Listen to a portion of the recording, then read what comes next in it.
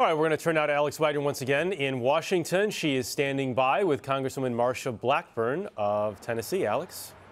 Thanks, Jeff. Congresswoman Blackburn, thanks for joining me today on a big game day for Congress. Yes, it is. So let's talk a little bit about the repeal and replacement of the Affordable Care Act. First off, do we have any sense of time frame when a repeal might happen? I think you're going to see everything solidify in the next couple of weeks. There is the reconciliation we can go through, and Alex, you need to look at it as that component, and then you're going to have items that can be handled through the rule process with Secretary Price. He's already doing that. He did his first group of rule changes week before last.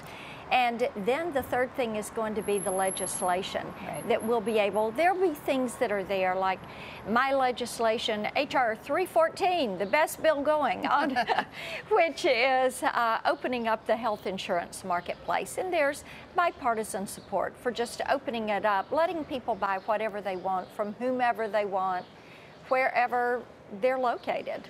When it comes to a replacement bill, what provisions or what aspects are creating the most strife among Republican members of Congress? I think that the thing that people look at is the cost, and making certain that there is going to be some cost containment. One of the lessons we've learned from Obamacare or the Affordable Care Act, and the reason it's imploding is because you've got an insurance product that is too expensive to afford. And the 9 million people that are in the marketplace, you've got 2 million that buy it without a subsidy, 7 million people can't afford it without a subsidy.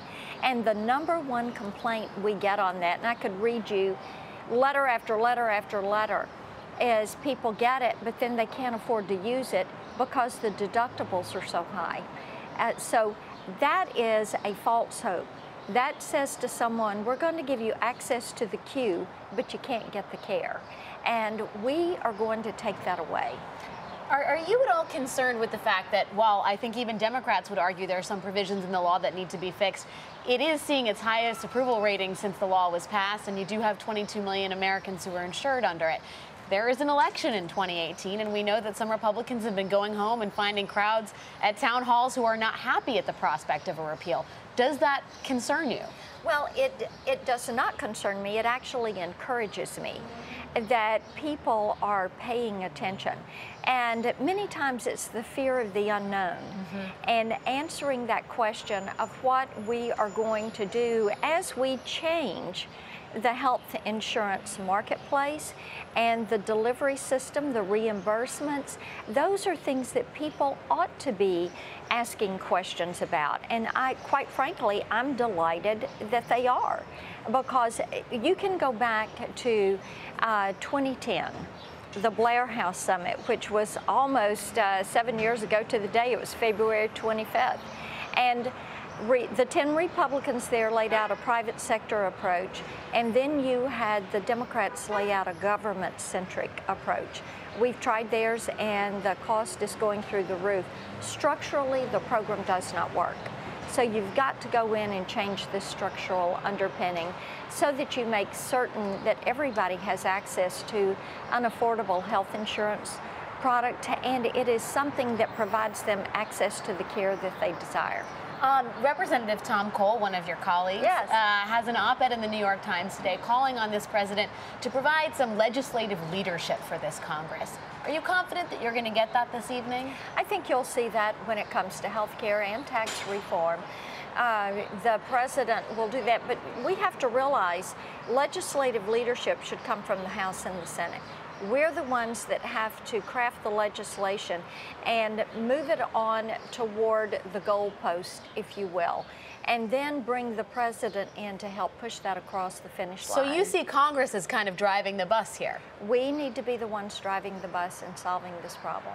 Let me ask about the opposite party, the Democrats. The relations, I think, between this White House and the Democratic Party are as fractured as they have been in a very long time. And yet, this president will need to rely on some Democratic support to get any monumental legislation passed. What should he say to them tonight? I think that there again, he needs to once again invite them to come to the table. During the transition, he reached out to Democrats, Independents, Republicans, and we would like to see them come to the table. I think it's unfortunate that you see the resist hashtag as being something that is driving the conversation today. We did not resist. When President Obama invited us to the Blair House, we selected people. I was one of the ones that went. I discussed a cross-state line purchase of health insurance. We accepted President Obama's invitation, and we showed up. We showed up with our plans. With all due respect, Yes. there are a lot of Democrats in Congress who would say the 8 years of the Obama administration were characterized by Republican obstruction to his agenda. What do you say to that? I will again cite for you what we did there. The number of times we have passed legislation to ease some of the problems that were there with the Affordable Care Act, whether it was dealing with access or some of the mandates, things that they realized were not working well. We didn't just say, okay, let it implode. What did we do? We came to the table and we said, let us work with you and on behalf of the American people, fix this issue. And we did that.